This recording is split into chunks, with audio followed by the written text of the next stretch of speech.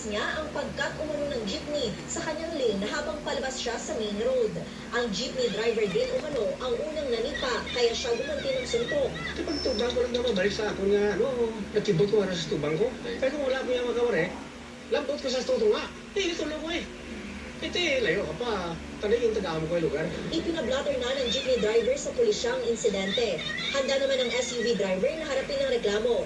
Nakatakdang ischedule ng barangay ang pagharap ng dalawa. I-issuehan din sila ng show cause order ng Land Transportation Office 6 upang makapagpaliwanag. Maaaring masuspend o ma-revoke ang lisensya ng driver na mapapatunayang may kasalanan. Huwag kita lugar sa mainit ulo sa dalan. So, he will be considered as an improper person to drive motor vehicles. We will eliminate ang buhat sa mga road rage. Para sa GMA Regional TV at GMA Integrated News, Zan Kilantang Sasa, nakatutok 24 oras.